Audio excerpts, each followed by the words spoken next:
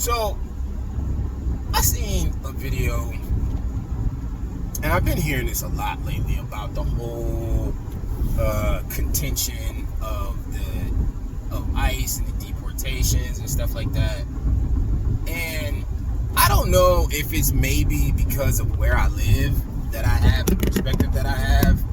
Because a lot of what I'm hearing from people just makes zero sense. And I know a lot of people who are immigrants, first gen, second gen, whatever.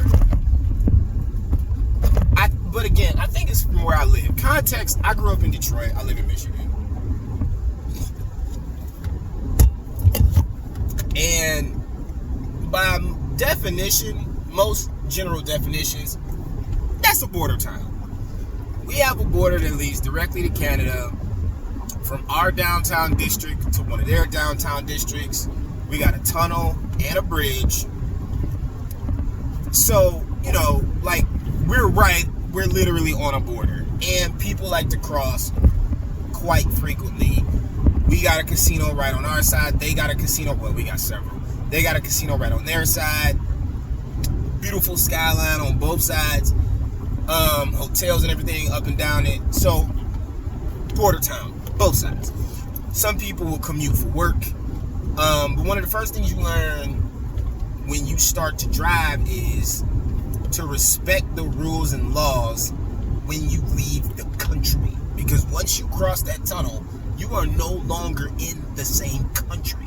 So you have to know that you can't do the same thing over there that you can do over here. Vice versa, their rules might be different. Case in point, a lot of people from Detroit and the surrounding cities would go to Canada because in Canada you could drink at like 18, whereas at the time, I don't think it changed, but I don't know, I ain't been in Canada in a while. But at the time, you could drink at 18 in Canada, but you had to be 21 in America. So people would leave, go to Canada, hang out the night there so they could drink. Same with weed.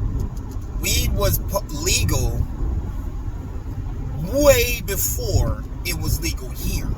So, I've said it before, but I'm 43. Around the time I was like, I want to say 21, 22, maybe, they would be handing out flyers for cannabis parties at the clubs where you could just show up and they would have pre-rolls and stuff at the parties and you could just grab them. That's 20 years ago in Canada. And we didn't have it that recently here. Saying all that to say, again, the first thing you learn is you have to respect the other country, their culture, their rules, their laws. Yeah, you can run over there because you feel like they got something better, like being able to drink early, but you also have to understand that their rules are different. Like, if you get in trouble, public intoxication, fighting, whatever that may be, you stuck there and you dealing with their legal system until Monday if they nice about it. Or you might just get tossed and beat up by some bouncers. Or,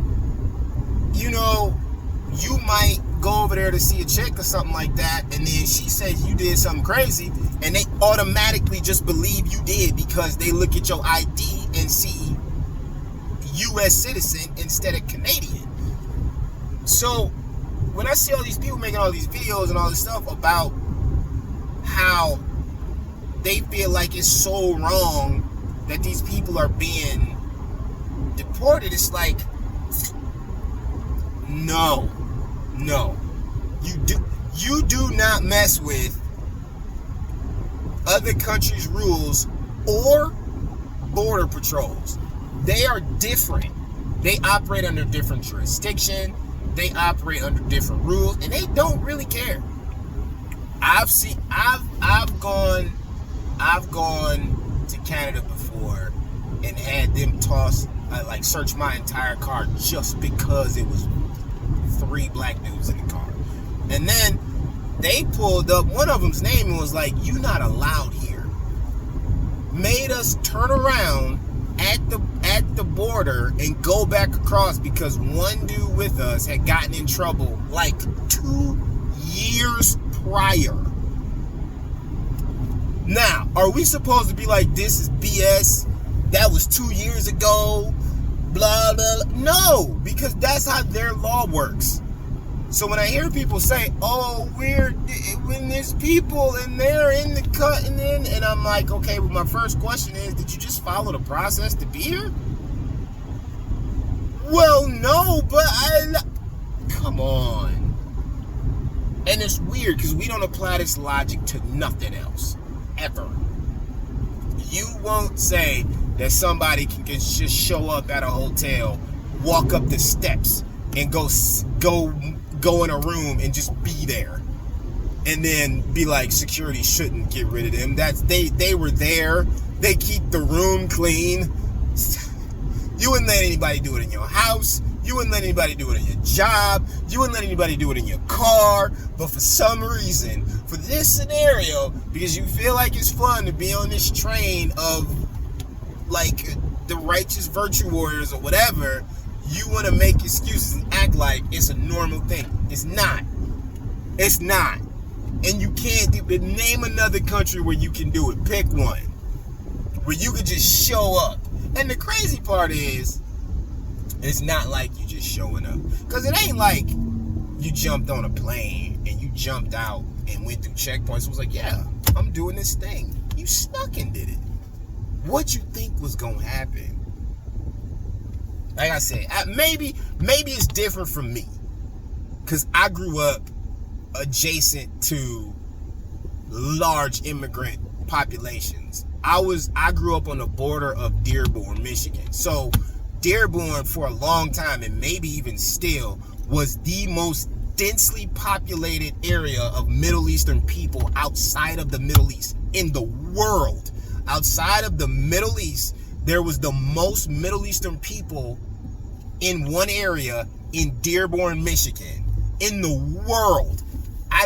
Like I said, I don't know if that statistic is still the same, but it was like that at one point. So I know that it's not impossible or improbable to get valid citizenship if you do it right.